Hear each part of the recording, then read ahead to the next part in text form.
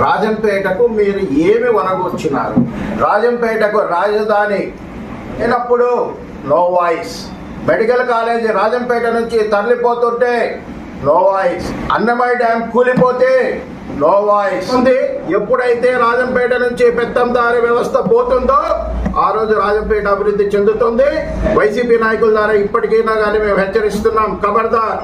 ఎస్సీల చేత దాడి చేసే విధంగా ఈ రోజు నిన్న మాట్లాడడం చాలా దారుణం. అక్రమాలే, సక్రమాలే. నువ్వు చేసిన దొంగతనాన్ని నీ ఇంటి దాకా వస్తుందని నువ్వు భయపడి కలెక్టర్ విమర్శిస్తావా? నీదే స్థాయి కాదు. నువ్వు కేవలం కబ్జాలు చేసుకునే ఒక నీచమైనటువంటి గుణం కలిగిన వాడివి. ఈ 4 కోట్ల డబ్బు అమర్నాథ్ రెడ్డి రాత్రి 9 గంటల సమయంలో 20 మంది అమర్నాథ్ రెడ్డి అనుచరులు గుంటు మనీ వచ్చి మా కుటుంబ సభ్యులపైన దాడి చేయడం జరిగింది. నైట్ 11 గన్ను తీసుకొని బెదిరించాడు. చెక్ పడుతూ ఉండడంతో చాలా రోజుల తర్వాత మన గౌరవనీయ ఎమ్మెల్యే గారికి వాయిస్ వచ్చింది. నిన్నందరము ఆయన బాగా ఇనసొంపుగా ఆయన వాయిస్ను విన్నాం.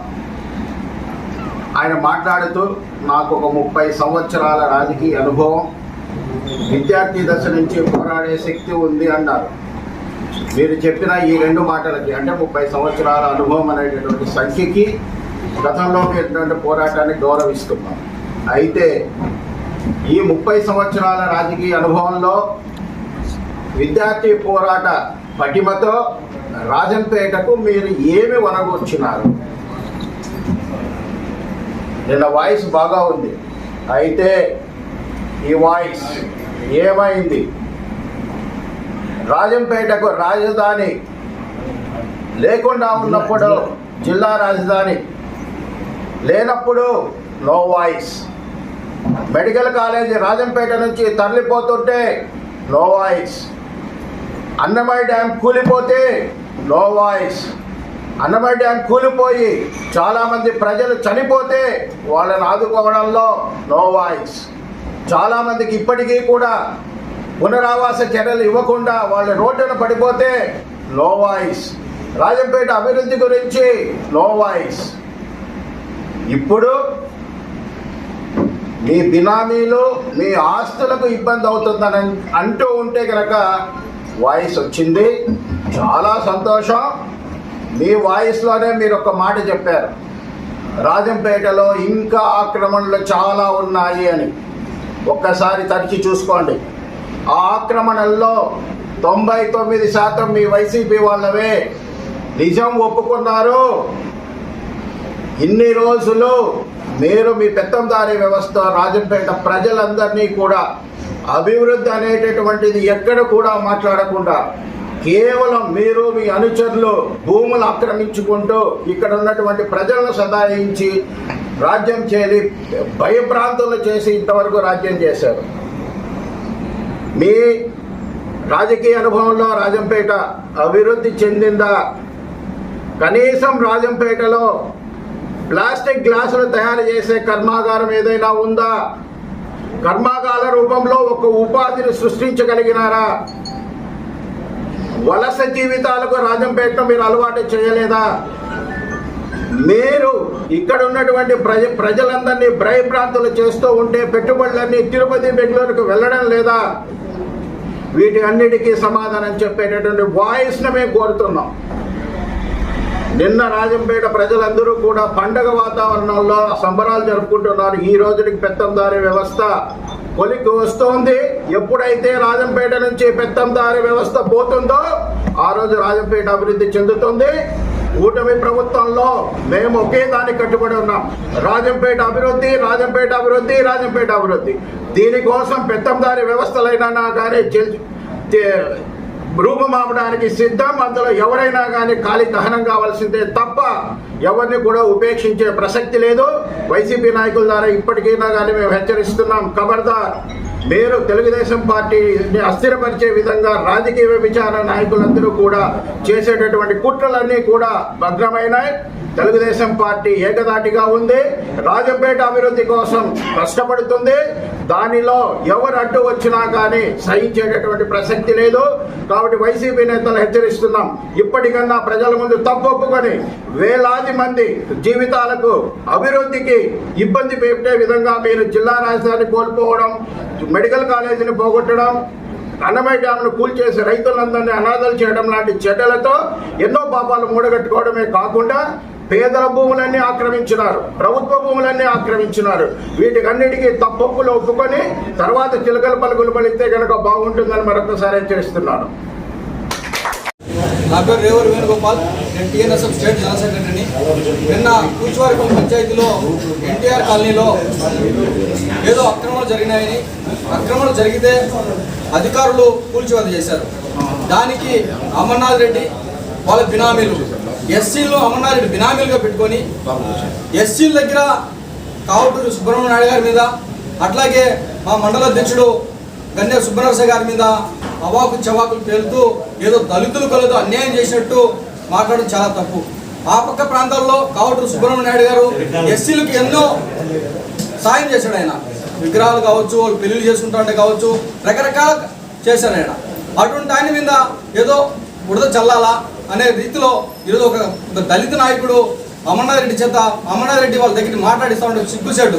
అట్లాగే మా మండల అధ్యక్షుడు సుబ్బనరసయ్య నాయుడు గారు అమర్నాథ్ రెడ్డి మీద, ఆయన చేసే దుర్మార్గాల మీద ప్రభుత్వం వచ్చి నుంచి అనేక పోరాటాలు చేశాడు.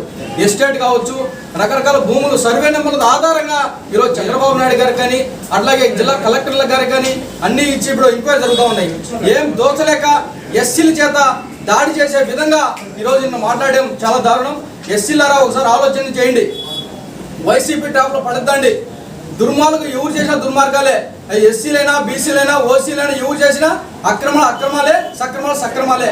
కేవలం ఈ యొక్క అమర్నాథ్ రెడ్డి అనుచరులు, అమర్నాథ్ రెడ్డి బినామీలో ఆడ భూములు తీసుకొని వాళ్ళ దగ్గర ఎస్సీల దగ్గర వాళ్ళు బానిసలు చేస్తూ వాళ్ళు సంపాదించే డబ్బును ఈరోజు అమర్నాథ్ రెడ్డి తీసుకొని వాళ్ళు సపోర్ట్ చేస్తూ ఉన్నారు తప్ప ఇక్కడ ఎస్సీల భూములు కానీ ఎటువంటి పరిస్థితిలో పోయే పరిస్థితి లేదు. ఇది ఆలోచించాల్సిన అవసరం ఉందని చెప్పి సందర్భంగా ఎస్సీ నాయకులను, ఎస్సీ కార్యకర్తలు, ఎస్సీలు కూడా తెలుసుకోవాల్సిన అవసరం ఉందని చెప్పి ఈ సందర్భంగా చెప్తూ సెలవు తీసుకుంటా ఉన్నాం. ఈరోజు సమావేశానికి కారణం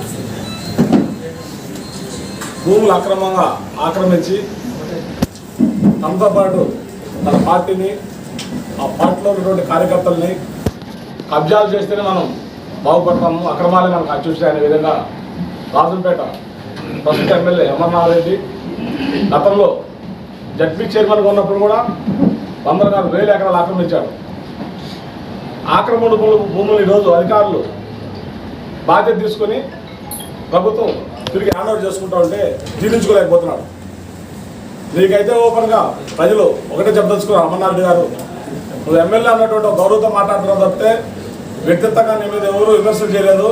నువ్వు తీసుకునే నిర్ణయాలు కరెక్ట్గా ఉండాలి. తప్పు చేసిన తప్పులు దండించాల్సి తప్పితే ఇది మంచిదని నువ్వు వెనకేసుకొస్తున్నావు. అధికారులను నిందిస్తే ఒప్పుకోరు, నీకు కఠిన చర్యలు తీసుకోవాల్సిన చెప్పిన అధికారులు తీసుకుంటారు. నువ్వు చేసిన దొంగతనాన్ని నీ ఇంటి దాకా వస్తుందని నువ్వు భయపడి కింద కార్యకర్తలు రెచ్చగొట్టడం మంచిది కాదు. పూర్తి స్థాయిలో గతంలో చేసినటువంటి అన్యాయాలు, అక్రమాలు అన్నీ మా దగ్గర ఉన్నాయి. 100 ఎకరాలు ఆక్యుపై చేసి భూ కబ్జాలు చేసి పూర్తిగా మా దగ్గర ఆధారాలతో సహా ఉన్నాయి. ఈ విధంగా నువ్వు ఎస్టేట్ 100 ఎకరాలు కట్టుకొని 1000 ఎకరాలు ఆక్యుపై చేసేప్పుడు మేము వచ్చి 2023 మీ ప్రభుత్వంలో అడిగితే ఏం చెప్పాను, ఇవన్నీ సేవా కార్యక్రమాలకు ఉపయోగపడతామని చెప్పారు. తిరిగి 2-3 నెలల కాలం ఆన్లైన్ చేసుకొని గత గవర్నమెంట్లో రిజిస్ట్రేషన్ చేసుకున్నావు. ఈరోజు నీ ఆస్తులు ఆడబోతాయని భయపడి రాజంపేటలో మీరు గతంలో చేసినట్టు దుర్మార్గాలు, అక్రమాలను ఆపుకోవడానికి అధికారులను భయపెట్టాలా, కలెక్టర్ను విమర్శిస్తావా? నీదే స్థాయి కాదు. నువ్వు కేవలం కబ్జాలు చేసుకుంటే ఒక నీచమైనటువంటి గుణం కలిగిన వాడివి. నీ కింద ఉన్నటువంటి అనుచరులు కూడా అదేవిధంగా పాల్పడ్డారు. వారు చేసింది నువ్వు చేసిన తప్పులు హెచ్చరిస్తే మళ్ళీ కేసులు పెట్టావు. అధికారులు కూడా భయపెట్టే స్థాయికి వచ్చావు. పూర్తిగా అభివృద్ధిని మడుగును పెట్టి ఎక్కడ కూడా తప్పుడు మట్టేసిన పాపాన్ని పోలా. అభివృద్ధి జరుగుతుంటే ఓర్చుకోలేక ఈ ప్రభుత్వాన్ని విమర్శిస్తావా? చంద్రబాబు నాయుడు గారు నిరంకుశం పనిచేస్తూ రాష్ట్ర అభివృద్ధి కోసం ఆయన పాటుపడుతున్నాడు. అలాంటి నాయకుడి మీద విమర్శించడం మంచిది కాదు. ఈ ప్రభుత్వ నిర్ణయాలు మంచిగా మాట్లాడతావా అంటే మీలాగా అక్రమాలు చేస్తే మంచి ప్రభుత్వము, ఇప్పుడులాగా అభివృద్ధి చేస్తే చెడ్డ ప్రభుత్వమా? రాజంపేటలో ఇప్పటికే 3 కోట్ల రూపాయలు సీసీ రోడ్లు పూర్తిగా వచ్చాయి. గత గవర్నమెంట్లో ఎక్కడా డెవలప్మెంట్ లేదు. ఇవన్నీ ఒక ఎత్తు అయితే దగ్గరలో నీకు నోటీసు వచ్చి 6 సార్లు నీకు, మీ ఆవిడికి, మీ తమ్ముడికి, మీ తమ్ముడు వారికి, వాళ్ళకి ఏ మాత్రం స్పందించలా. నీకు నిజంగా దుర్మార్గం చేయకుండా అక్రమాలు చేయకంటే రా ప్రత్యక్షం కూర్చొని మాట్లాడదాం. ఎందుకు మీరు కోర్టుకు అటెండ్ కావట్లేదు? ఏసీ కోర్టుకి మీరు చేసిన తప్పులను తప్పించుకోవడం భయపడి రావట్లే. దగ్గరలో వీళ్ళు కాదు, నువ్వు చేసినటువంటి దొంగతనాలు, నువ్వు చేసినటువంటి అక్రమాలు బయటపడతాయి. కాబట్టి దయచేసి అభివృద్ధి మీద దృష్టి పెట్టండి. అన్నమయ్య డామ్ పూర్తిగా నీ వల్ల నాశనం అయింది. నీ ప్రాంతం కాలనీలోకి వస్తే అసలు కాలనీలాగా లేవు. మీ నాన్న పేరు, మీ చిన్నాన్నగారి పేరు, మీ సోదరుల పేరుతో 20 కాలనీలు ఉన్నాయి ఇంచుమించు. ఎక్కడా జనాలు లేరు.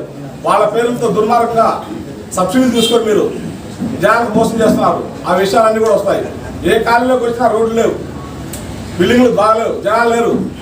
కనీసం ఎస్సీలు ఎస్టీల పేరుతో పూర్తిగా వాళ్ళ పేరుతో ఉన్న భూములన్నీ మీ పేరుతో 50-100 ఎకరాలు కబ్జా చేసుకుని అనుభవిస్తారు. మీరు వ్యాపారం పెట్టారు. ఆ పక్క అంతా కూడా మీరు ఆ ఎస్సీల గురించి మాట్లాడేది, బడుగు బలహీన గురించి మాట్లాడేది.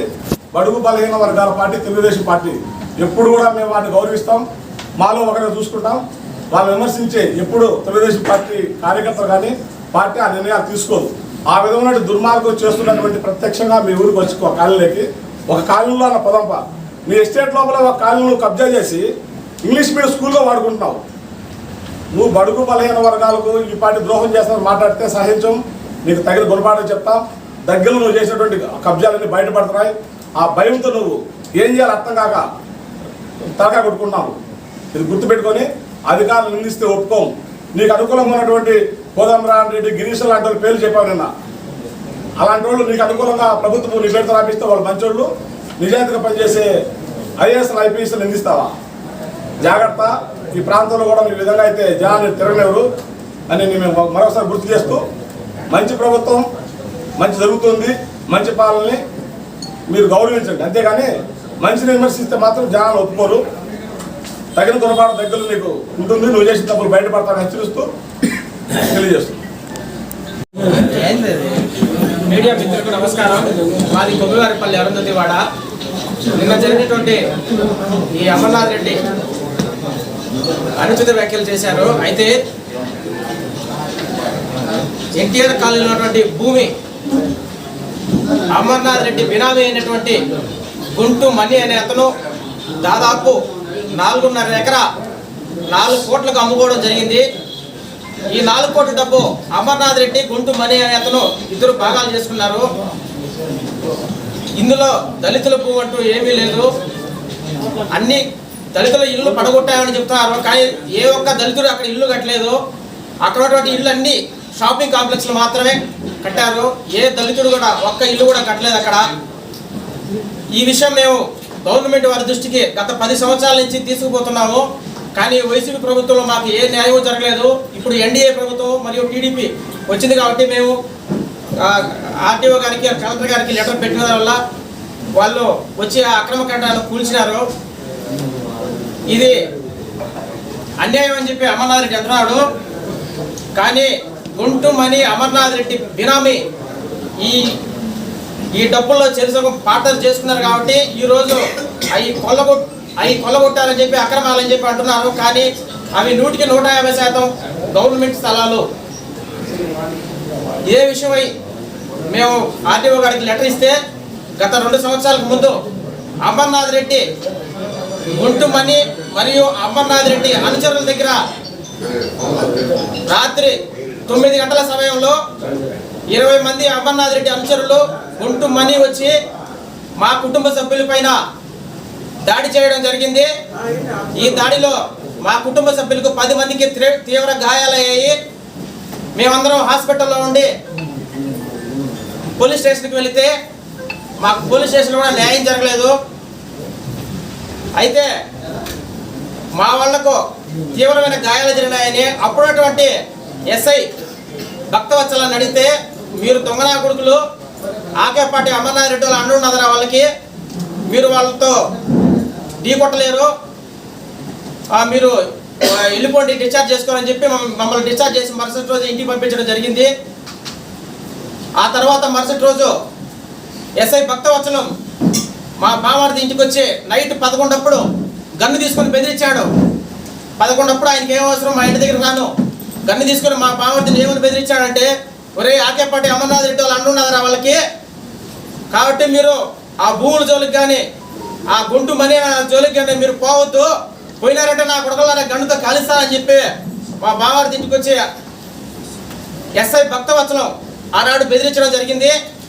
అదేవిధంగా మేమందరం రక్తగాయాలతో బెడ్ పైన పనుకొని ఉంటే అదే Mannur police station head constable Nanda అనే అతను మమ్మల్ని అనేక మార్లు ఫోన్ చేసి బెదిరించి, నా కొడుకులారా మిమ్మల్ని చంపేస్తాము, వచ్చి సంతకాలు పెట్టుకోండి అని చెప్పి మమ్మల్ని బెడ్ మీద కూడా పోయి స్టేషన్ దగ్గరికి పోయి సంతకాలు పెట్టించుకొని మమ్మల్ని చాలా ఇబ్బంది పెట్టారు.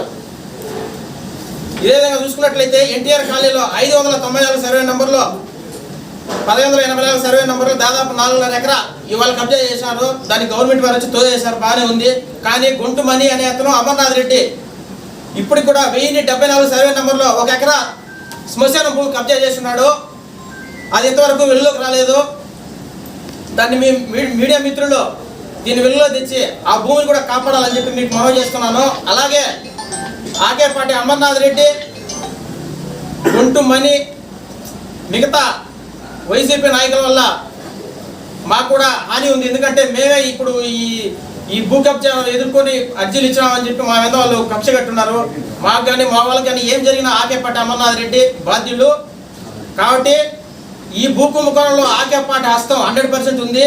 అతని పైన చట్టపరమైనటువంటి చర్యలు, ఎరువుల పైన గుంటు మనీ, ఆకేపాటి అమర్నాథ్ రెడ్డి పైన చట్టపరమైనటువంటి చర్యలు తీసుకొని ఎస్సీలమైనటువంటి మా మీద ఆకేపాటి అమర్నాథ్ రెడ్డి బినామీలను మా పైకి ఉసుగొల్పి మమ్మల్ని గాయపరిచి, ఇప్పుడు కూడా నిన్న మొన్న కూడా ఆ బిల్డింగ్లు పడగొట్టిన రోజు కూడా అమర్నాథ్ రెడ్డి గూండాలు మా ఊర్లోకి వచ్చి హల్చల్ చేయడం జరిగింది. నైటు దాదాపు 10 గంటల సమయంలో మేము పోలీసు వారికి కంప్లైంట్ ఇస్తే పోలీసు వారు వచ్చి అప్పుడు వాళ్ళు చెదరగొట్టడం అక్కడి నుంచి పారిపోవడం జరిగింది వాళ్ళు పోలీసు వాళ్ళు చూస్తే. కాబట్టి ఆకేపాటి అమర్నాథ్ రెడ్డి, గుంటు మనీ పైన క్రిమినల్ కేసులు పెట్టి చట్టపరమైనటువంటి చర్యలు తీసుకోవాలని చెప్పి మీడియా మిత్రులకు, అలాగే ఎస్ఐ భక్తవత్సలం పైన, నందకుమార్ పైన కూడా చర్యలు తీసుకోవాలని చెప్పి మీడియా ముఖంగా తెలియజేస్తున్నాను.